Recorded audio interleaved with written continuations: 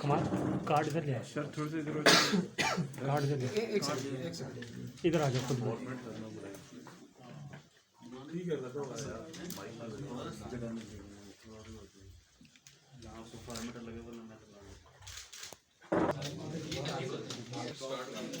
شروع کریں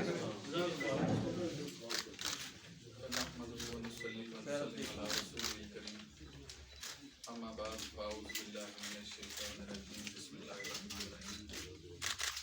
قال تبارک و تعالی فی القرآن المجید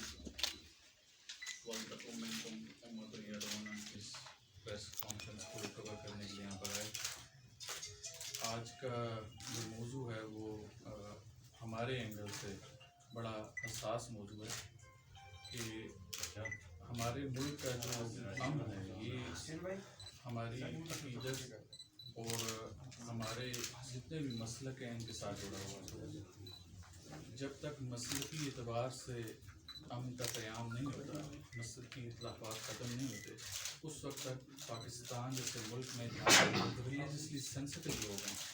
امن کا قیام مشکل ہو جاتا ہے۔ اور یہ ہمارے آئے روز دیکھنے میں بھی آتا ہے کہ یہ ہمارے لیے سیکیورٹی اداروں کے لیے مما بنا رہتا ہے۔ تو ہم نے اس زمن میں ہمارے تک ایک خبر پہنچی کہ ایک اس کو آپ ریومر کہہ سکتے ہیں یا یہ واقعی کہ اس میں حقیقت تھی کہ مزارات اولیاء کرام کو سرکاری تحویل میں لیا جائے۔ ہمیں اس پہ تھوڑے سے آبجیکشنز تھے کہ جو مزارات آلریڈی سرکاری تحویل میں موجود ہیں،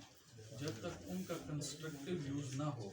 تو جو دیگر مزارات اولیاء کرام ہیں ان کو سرکاری تحویل میں لیا جائے۔ اگر تو سرکار کے تحویل میں جو مزارات پہلے سے موجود ہیں وہاں سے ایسا پیغام لوگوں تک جا رہا ہو جو امن کے لیے ہو تو پھر تو وہ جتنے دیگر مزارات ہیں ان کو بھی لیں، لیکن اگر ایسا معاملہ نہیں ہے تو پھر نئے سرے سے جو مزارات پہلے سے اپنی درسگاہیں لے کے چلیں ان کو سرکاری تحویل میں لینا یہ یقیناً ناعقل اندیشی ہوگی، یہ کوئی دانشمندانہ قدم نہیں ہوگا۔ میں تھوڑا سا پہلے آپ کو یہ بتانا چاہوں کہ ہم کسی بھی مسلک سے بالا تر ہو کے بات کرتے ہیں۔ آپ لوگ ہمارے پیچھے فریم دیکھتے ہیں، اس پہ واعتصموا بحبل اللہ جميعا ولا تفرقوا کے الفاظ قرآنی احکامات کی روشنی میں موجود ہیں۔ ہمارا ماننا یہ ہے کہ ہم نے اللہ کی رسی کو مضبوطی سے تھامنا ہے اور لا اکراہ فی الدین، یعنی دین میں سختی نہیں ہے، اس حکم کی روشنی میں۔ اور ایک قرآن کے درمیان میں ایک لفظ آتا ہے جس کو آج تک ہم سمجھنے سے قاصر ہیں، جسے وَلْيَتَلَطَّفْ کے الفاظ ہیں۔ یہ قرآن کا مڈ ہے، اس کا مطلب ہے وہ نرمی سے بات کرنا۔ ہم لوگ ان چیزوں سے ناواقف ہیں۔ ہمارا ماننا یہ ہے کہ خانقاہی نظام چونکہ اس چیز کو پروموٹ کرتا ہے، نرمی سے بات کرنے کا عندیہ دیتا ہے اور ان احکامات کے اوپر عمل پیرا ہوتا ہے۔ لہٰذا ان سرکاری تحویل میں جتنے بھی موجود مزارات ہیں جیسے کہ دربار حضرت امام سرکار اور دیگر جتنے بھی ہیں، ان تمام پر دینی دستگاہ کا بندوبست کیا جائے،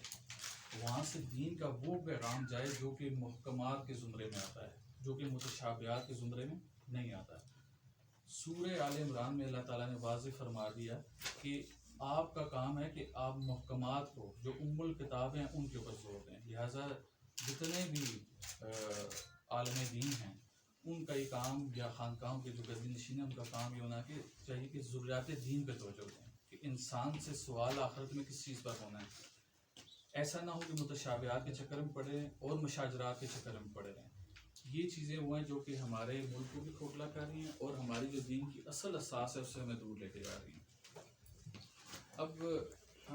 آپ سب کو اس چیز کی کاپی مل چکی ہے، یا اگر نہیں ہے تو آپ کو یہ کاپیز دے دی جائیں گی کہ وزیر اعظم صاحب نے ہماری اس تجویز کو کہ جو مزارات کو اوپر دینی دستگاہ کا اہتمام کیا جائے، اس کو فردر آگے سیکٹری مذہبی امور صاحب کو ریفر کیا ہے اور اس کے اوپر سجیشنز مانگی ہیں ہم نے ان سے یہ کہا کہ چونکہ ہمارا بھی چائلڈ ہے لہٰذا آپ اس کے اوپر ہم سے نصاب لیں. ہمارے پاس ایسا نصاب موجود ہے جو کہ مسلکی اختلاف کو ختم تو نہیں کر سکتا لیکن اس کو کم کرنے میں کلیدی کردار ادا کرے گا. ہم نے یہ جو ہماری کوسٹ ہے ہماری کوشش ہے کہ یہ مسلکی اختلافات کم ہوں ہم تفرقہ بازی سے اجتناب کریں. ہم نے اس کو عملی جامہ پہنانے کے لیے 26 فروری 2021 بروز جمعہ المبارک شام 7 بجے ایک محفل جس کو ہم نے میلاد مصطفیٰ و علی المرتضیٰ علیہ السلام نام دیا ہے ہم اس کا انعقاد دربار حضرت ایمان سرکار پر کرنے جا رہے ہیں. لیکن جب ہم نے اس چیز کو اناؤنس کیا تو ہمیں اس میں ریٹیلیشن ملی جبکہ ہمارے پاس 2018 میں NOC بھی ہمیں دی گئی ہمارے میلاد شریف کے لیے اور اس میلاد شریف کو ARYQ TV نے آن ایئر بھی کیا اور یہ ریکارڈنگز موجود ہیں کہ ہمارا پیغام اللہ کی رسی کو مضبوطی سے تھامنے اور تفرقے میں نہ پڑنے کا تھا. لیکن اس کے باوجود بھی ہمارے راستے میں روڑے اٹکائے جا رہے ہیں مختلف جگہوں سے. تو ہم نے یہ ضروری سمجھا کہ وزیر اعظم کے اس اندیے کے بعد بھی کہ ہاں دینی درسگاہوں کا اہتمام ہونا چاہیے مزارات کے اوپر اس کے بعد بھی اگر کچھ محکمے ایسے ہیں جو کہ حکومت کی اپنی ہی نہیں سنتے اور وہ ایسی چیزوں میں روڑے اٹکاتے ہیں تو یہ حکام بالا کا کام ہے اور دیگر سیکورٹی اداروں کا کام ہے کہ وہ ایسے اداروں سے باز پوس کریں کہ آپ یہ کس سائڈ پہ اس معاملے کو لے کے جاتے ہیں. اب جو ہمارے راہ میں رکاوٹیں کھڑی کی گئی ہیں کیونکہ میں اس میٹنگ میں موجود نہیں تھا میرے برادر محترم کی سید علی گیلانی صاحب وہاں پر موجود تھے تو میں ان سے کہوں گا کہ آپ لوگوں کو بڑے اختصار کے ساتھ بتائیں گے کہ وہاں پر اس میٹنگ میں کیا بات ہوئی. تو یہ جب آپ کو پتہ چلے گا تو آپ کو اس پریس کانفرنس کی انشاءاللہ اہمیت کا اندازہ بھی ہو جائے گا. اعوذ باللہ من الشیطان الرجیم بسم اللہ الرحمن الرحیم ایاک نعبد و ایاک نستعین بسم اللہ الرحمن الرحیم نادے علی المظر العجائب تاجد ونن لکا فی النوائب کلو ہم و غم سینجلی بعظمتک یا اللہ بنبوتک یا محمد بولائتک یا علی یا علی یا علی. السلام علیکم ورحمۃ اللہ وبرکاتہ. سب سے پہلے تو آپ سب احباب کا شکریہ کہ ہماری کال پر آپ نے یہ پریس کانفرنس ارینج کی. قبلہ پیر سید حیدر علی گیلانی سجادہ نشین بری امام سرکار آلریڈی انہوں نے ہماری اس پریس کانفرنس کے بارے میں کافی حد تک بتا دیا مگر اس کو مزید تھوڑا آگے لے کے میں چلوں گا. کوشش یہ کروں گا کہ جو پوائنٹس کی بات ہے اس کو میں ڈسکس کروں. ہمارا پیر ہاؤس بری امام سرکار تمام خفیہ اداروں اور حکومت وقت سب کے ریکارڈ میں ہے کہ ہمیشہ پیر ہاؤس بری امام سرکار کی طرف سے امن کا پیغام جاری ہوا ہے اور ہم آج تک کسی بھی تحریک کا حصہ نہیں بنے. یہ سب ریکارڈ موجود ہیں اداروں میں مجھے اس کو بتانے کی ضرورت نہیں ہے سارے ادارے اس بات کو بخوبی واقف ہیں.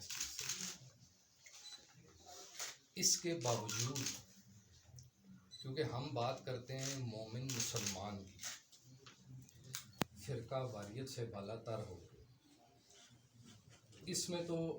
حکومت وقت اداروں کا بھی ہمارے ساتھ بھرپور طریقے سے ساتھ ہونا چاہیے کہ امن کا پیغام ہے پیس پہ کام کرتے ہیں مگر وہی پیر صاحب والی بات کے بیچ میں روڑے اٹکائے جاتے ہیں. مگر الحمدللہ ہمیں ان چیزوں کی پرواہ نہیں ہے. ہم کربلا والے ہیں. ہمیں پتہ ہے ہمارے نانا پاک نبی کریم صلی اللہ علیہ وآلہ وسلم کا یہ دین ہے تو یہ بڑی مشکل سے حاصل.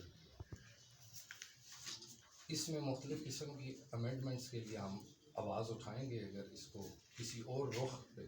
لے کے اگر جا رہے ہیں. میری اسلام آباد DC حمزہ شفقات صاحب کے ساتھ پچھلے میلادوں میں بھی اس میلاد کے حوالے سے بھی اوپر نیچے تقریباً 3-4 نشستیں ہوئی.